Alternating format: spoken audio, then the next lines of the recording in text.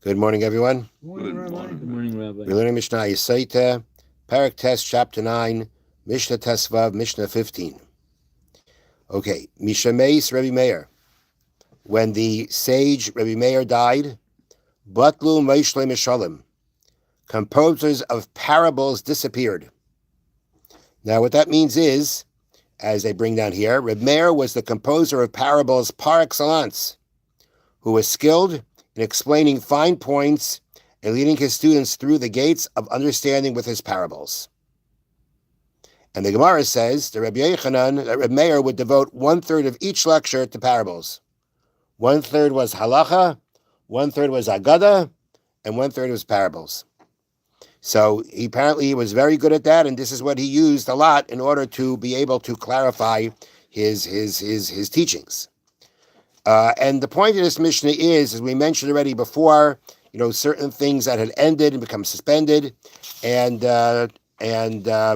now we're continuing with different things that were lost, and in these cases due to the passing of individual sages. So the first thing mentioned was that once Rabbi Meir died, those who composed parables ended. Bishameis ben Azai, when the sage ben Azai died, Batlu Ashaktanim, the diligent ones disappeared. And that's explained as Ben Azai's diligence in Torah study was unparalleled, and he would allow nothing to distract him from his studies. And therefore, there was no one, and once he died, there was no one like him. Shemesh ben Zayma, when the sage Ben Zayma died, Batlu Hadarshanim, those who could derive from those who could expound from the words of the Torah, they ended. They ceased being. Ben Zoma, as explained, was expert expounding the deeper meanings in the Torah's verses. Right. The most famous example is the fact that the fifth Mishnah in the first parak of Brachas talks about that Rebbe Elazar ben Azariah said, "I could not convince my colleagues about saying the third paragraph of Shema, which for the purposes of fulfilling the mitzvah of remembering Yetzias Mitzrayim daily at night, Achadrasha ben Zayma, until Ben Zayma came and expounded. He was expert at deriving laws from the words of the Torah, and he was the best at that. And therefore, once he died, those who are very, very proficient in doing this ended. Mishameis Rabbi Yeshua, once Rabbi Yeshua died, Paska Tova min ha'olam, goodness ceased from the world. Now that sounds very, very general. What does that mean? So the way they explain it really very interestingly is the following. Rabbi Yeshua gave excellent advice and was proficient at responding to the taunts of non-believers. Thus, he was able to befriend high officials with his advice, seek their help in rebutting attacks against the Jews, and gain favor for the Jews. So apparently he needed to rebuff the non-believers. That was able to get him into the high officials. He gave great advice, and therefore he was able to accomplish a lot for the benefit of the Jewish people. And once he died, that ended. Mishabeis Rabbi Shimon ben Gamliel. Rabbi Shimon ben Gamliel died. Ba goivai, locust came, v'rabu tsaros, and troubles increased. Now, okay, so what was about his death that brought locust? You'd have to say that, well, he had great merit, and therefore his merit somehow or another prevented locust from attacking the land. And once he died, that came. And then it says, v'rabu tsaros, troubles increased. What kind of troubles are we talking about? Typically, that would mean troubles from the non-Jewish rulership or some kind of oppression coming from outside the community. So here on the bottom, they bring down that this was really, I'll read it to you, this is a veiled reference to the intensification of Roman oppression over Israel. Meaning, it wasn't about locust. It was a veiled reference to the Roman oppression over Israel. They became like a plague of locusts, denuding the land of its wealth. The sages at the time of the completion of the Mishnah, however, were still under Roman rule, and thus could not say this openly. Isn't that interesting? Yeah. That's I bring down this from what's called Beris HaRishonim.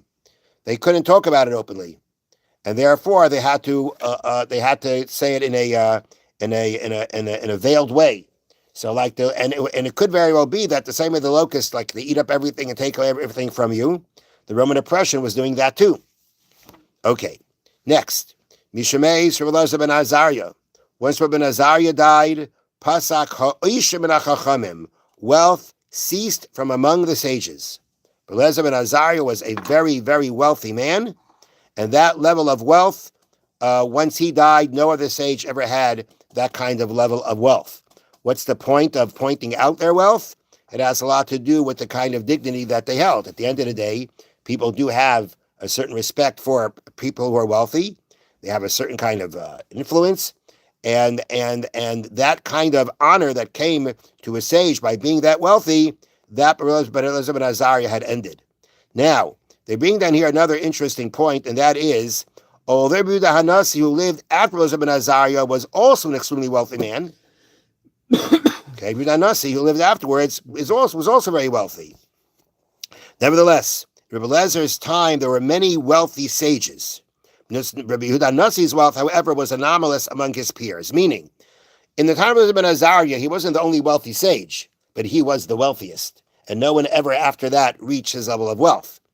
Rabbi Yehuda, that's what I would understand it as. Rabbi Yehuda Hanasi's wealth was very unique to him. His peers didn't have wealth like he did at all. And therefore, although it's pointed out how wealthy he was wealthy because compared to everybody else, no one had anything near him. Elazar ben Azariah had other wealthy friends, other wealthy colleagues. At the same time, he was even wealthier than they were, and that level of wealth ended once he died. Mishamei's Rabbi Akiva. Once Rabbi Akiva died, Batal Kavod Torah, honor for Torah ended. What does that mean? What is the connection between Rabbi Akiva and honor to Torah?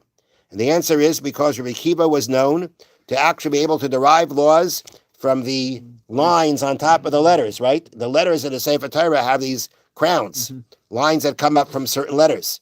And he was able to derive just from those lines laws and laws of Torah, it says. He was able to derive many different things from them. To be able to actually use every part of Torah and to derive laws from it, there's no greater honor to Torah than that. What exactly he means, all these laws that he derived from it, not exactly sure. But the point was he was able to derive these things from even those lines, and that is the greatest honor to Torah. Mishabes Rabbi Chanina ben Doisa. Once Rabbi Chanina ben Doisa died, Batlo Anshe Maisa. Men of deeds ended. Now, men of deeds means deeds, miraculous deeds. He was the kind of person who miraculous deeds were performed for, and after he died, we didn't find those kinds of things happening by other people. The famous example of these kinds of things that happened to Rabbi Chanina ben Doisa is the following. And actually, it's interesting to know, is it called, he was the miracle worker or miracles happened around him? Well, let's see how the Gemara explains it. One time, this is Gemara in Tainus. Rabbi Chanina ben Doisa was on the road and ran. No, that's not the one I'm looking for. Okay, well, that's something else. All right, I'll just go to. All right. One time, Rabbi Chanina ben Doisa was on the road and rain began to fall. He said, Master of the universe, all the world is serene and Chanina is disturbed. And the rain stopped. Upon arriving home, he said, Master of the universe, all the world is disturbed. Rain is eaten for the crops, and Chanina is serene. And the rain began falling again. So all you have to do is talk to the Rebbeinu Shalom and say that, the rain is in my way. It stopped raining. And once the rain stopped, and he said it should start again, it started. Next example. One Friday after sunset, Rabbi Chanina noticed that his daughter was sad. When he asked the reason for her low spirits, she explained that she had mistakenly filled her Shabbos lamps with vinegar instead of oil. She put in the wrong fuel. Okay? He then told her, what difference it is to you? He who told the oil to burn will tell the vinegar to burn. And the lamp burned the entire Shabbos until they used it for the Havdalah light. That's how far it went. Now, apparently, this wasn't after sunset, because I'm assuming that when she realized it was the vinegar in there, what she lit it burnt a little bit. I'm not. This story always bothered me exactly. What exactly happened in this story? It was vinegar, it wasn't going to light, would it?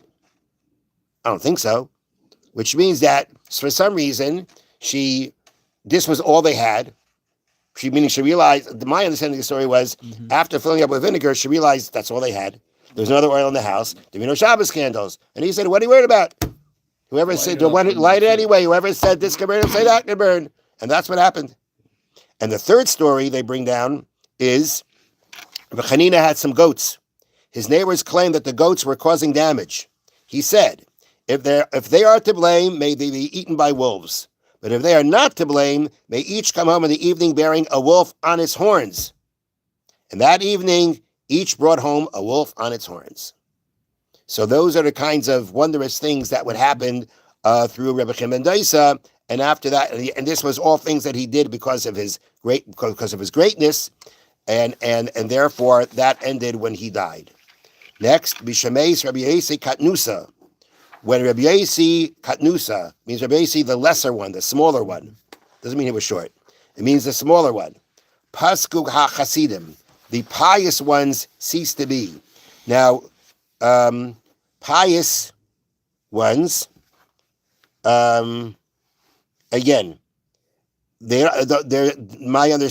don't exactly explain the definition of pious here, but my understanding of pious is a chassid is one who does beyond the letter of the law.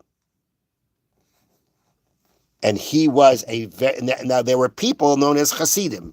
The people are very pious, people who went the extra step, the extra mile in everything that they did in the service of Hashem. So it says when he died, chassidim died.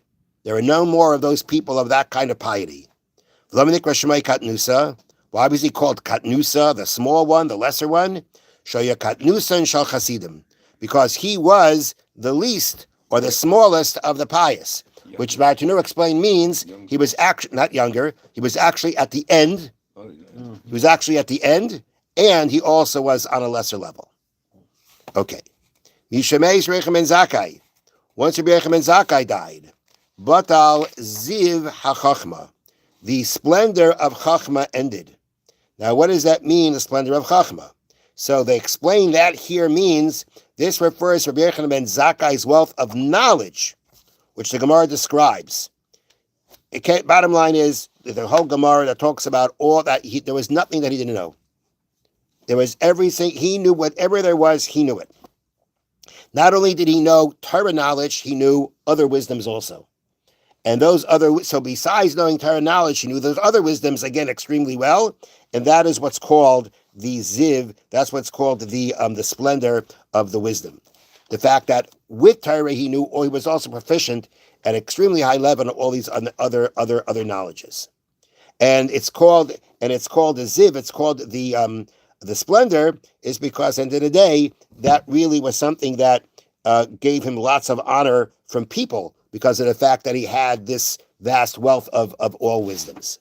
Next, Mishamesh Rabbi Gamliel Zakein. When Gamliel the elder died, Batal Kavadat Torah. All right, you know what? We're going to pick it up from here tomorrow. Have a wonderful day. All right. Thank you, Rabbi.